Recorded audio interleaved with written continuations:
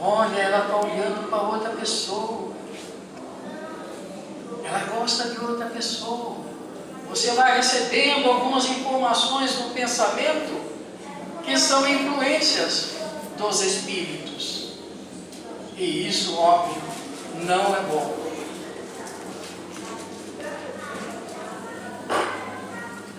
Meus companheiros, a obsessão passa a ser a nossa companheira através de quê? De nossas vibrações, vibrações de ódio, vibrações de ressentimentos, de mágoas, de desânimo, maledicência, sentimentos que unem os espíritos de ambos os planos. Como é que eles agem na sintonia conosco? Aguardando a brecha que abrimos em nossa defesa pessoal. Essa brecha são o quê? As situações que não conseguimos resolver em questão dentro da nossa estrutura, estão em nossa intimidade. E quando colocamos muitas vezes em ação algumas dessas emoções negativas que trazemos, o espírito ele vai se afinizar e sintonizar conosco nessa faixa de vibração negativa. Muitas obsessões não contêm intenções maléficas, não é? Pois os desencarnados são nossos parentes, são amigos, mas que estão no mesmo nível mental que a gente. Por que nós estamos dizendo isso? Em muitas reuniões mediúnicas, nós tivemos uma vivência e experienciamos comunicações de espíritos que, quando perguntados a eles por que eles estão lá com a pessoa, eles dizem: porque eu a amo muito.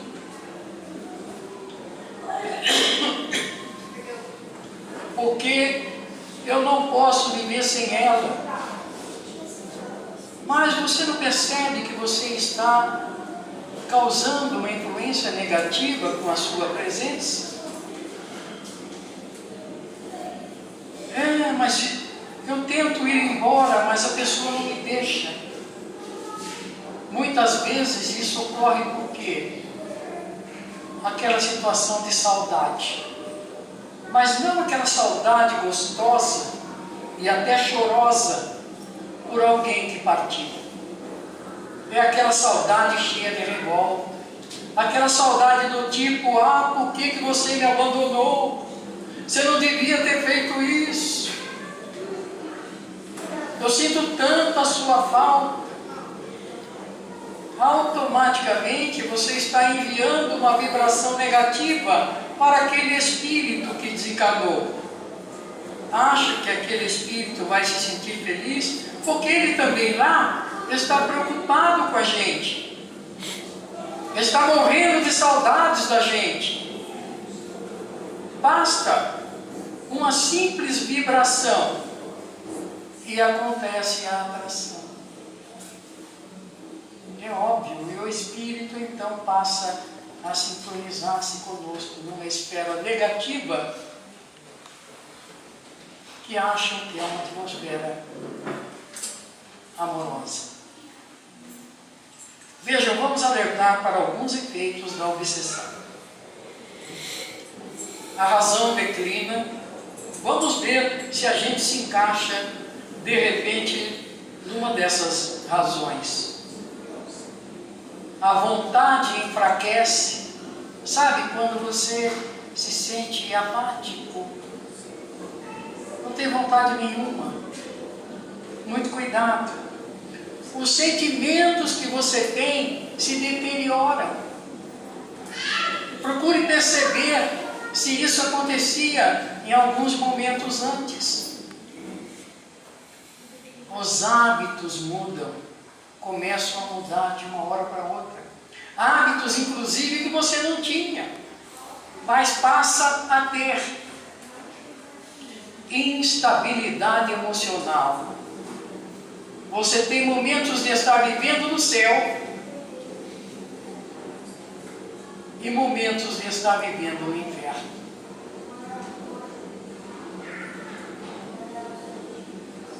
Está chorando sem motivo. Isso também é uma atenção que temos que ter. Raiva, aquela raiva que surge de uma hora para outra. Riso. O riso também não significa só alegria, não. O riso muitas vezes significa que está nervoso, que algo em sua estabilidade emocional está mudando. Você começa a ter ansiedade, impaciência. De vez em quando bate aquela sensação de fúria. Começa a agasalhar sentimentos de culpa. A influência do Espírito, ele joga isso na sintonia que ele acaba criando contigo. Lembra que você fez para fulano? Então você começa a agasalhar um sentimento de culpa. Essa lembrança vem do nada. Às vezes você até esqueceu, mas de repente ela vem. A apatia e a acomodação dos subsidiados. O Espírito está agindo aí, influenciando você e te deixando você sem atitude, enfraquecendo a sua vontade, lógico, mas está lhe deixando sem condições de poder tomar uma atitude. Ora, conforme nós vimos anteriormente, a obsessão não ocorre somente por sentimentos perversos. Todo aquele que aflito aflige continuamente e longamente outra pessoa poderá ser considerado um obsessor, ainda que involuntário. Deste modo, o aflito, que se torna a causa da aflição, mesmo daquele a quem diz amar, e pensa com a sua saudade mal compreendida e mal administrada, ainda que não seja este o seu propósito, estará se transformando em agente perturbador do ser amado. Precisamos nos libertar destas influências negativas. E estas influências negativas nos incomodam bastante. Se nós vivemos em um meio adverso, composto de mentes perturbadas e tristes, nós estaremos expostos à contaminação a qualquer momento. É muito frequente acontecer isso aonde? No nosso lar ou no ambiente de trabalho. No nosso lar, óbvio, nós temos aquelas criaturas cricas, difíceis de aturar, difíceis de engolir, criaturas que na realidade nos trazem para a nossa estrutura muita dor, infelizmente. E nós deixamos nos envolver, deixamos nos contaminar. Não é verdade que a gente às vezes vem à casa espírita, recebe todo o tratamento de passe adequado para estabilizar o seu espírito e o seu corpo físico. A gente sai daqui pisando nas nuvens. Nossa, hoje foi tão legal, tão gostoso. quando você chega no portão da tua casa, abre a porta da tua casa e vê a cara daquele crico ou daquela crica, o que acontece com você? Tudo aquilo que você estava sentindo, se sentindo numa nice, por exemplo, faz você cair no chão, na sua realidade. Contaminação fluídica. Sinal de que você não entendeu o recado do tratamento espiritual. Não adianta receber um monte de passe, aquela bateria de passes que trazem uma sensação de alegria, uma sensação de harmonia, até fisicamente, se você não agir para continuar com ela. Se você não agir, não pense não, tratamento espiritual não vai resolver o seu problema assim. Você tem que agir. Deus coloca em nosso caminho espíritos, criaturas abnegadas que vêm à casa espírita para o seu trabalho de caridade. Mas Deus quer, antes de mais nada, que você haja. É isso que Deus quer que a gente faça. Então nós precisamos, é nesse momento, quando abrimos a porta de casa, que nós temos que começar a agir. Sabe? Olhar a pessoa com os olhos de amor, não com olhos de dor. Nós precisamos fazer isso. Senão nós nunca vamos modificar a atmosfera. Se nós perguntarmos àquele espírito crica que está ali, quem é o obsessor dele, quem que vocês acham que eles vão falar que é o obsessor dele? Nós mesmos, não é verdade? É como se ele estivesse sentado aqui e você na tua casa.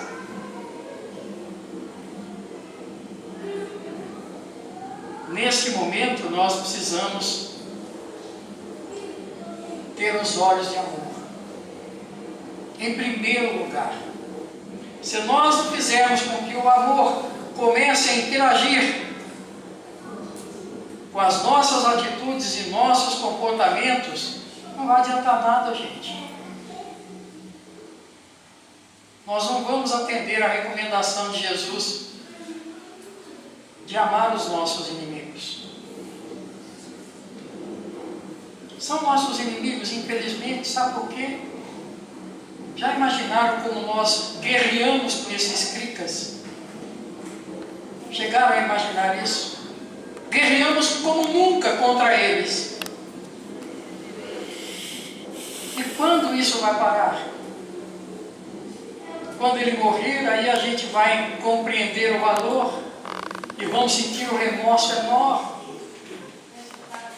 Porque a criatura morreu e nós não chegamos a dizer a ela que eu te amo. Há necessidade de nós modificarmos o que acontece conosco. Precisamos nos libertar da contaminação fluídica.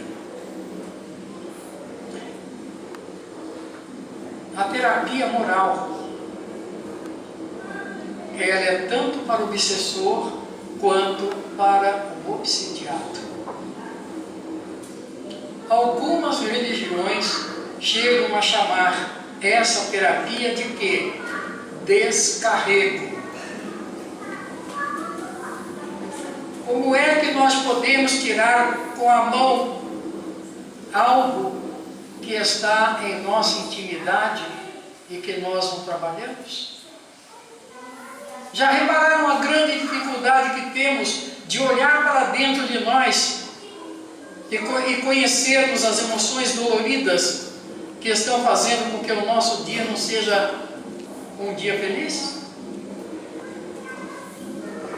Nós temos essa enorme dificuldade de olhar para dentro de nós e estabelecer um diálogo educativo com os nossos sentimentos, com as nossas emoções. É falta de olharmos para o nosso interior com amor. Nós não temos amor por nós mesmos.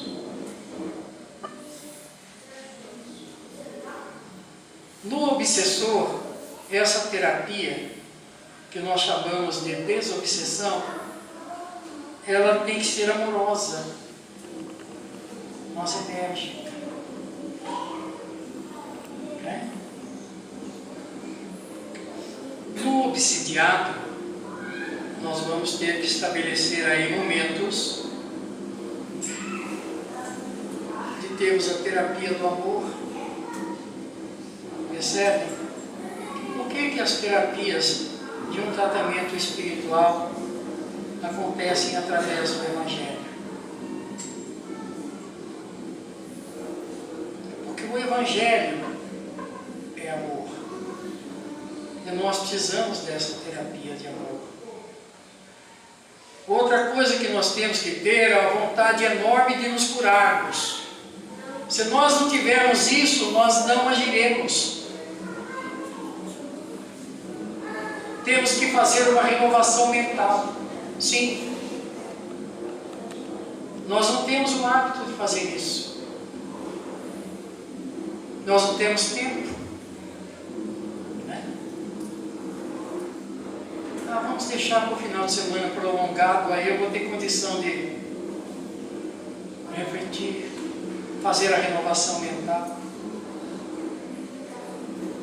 Só que esse tempo nunca chega. No feriado prolongado nós vamos encontrar outras coisas para fazer, aí deixamos para trás a reforma interior que é necessária em nós. Portanto, precisamos estar atentos aos nossos pensamentos. E vigiar não significa policiar, significa apenas atenção. E quando ocorre o despertar, a nossa vontade de modificar-se irá realmente fazer tudo o que é necessário para nos livrarmos da dor de uma aflição.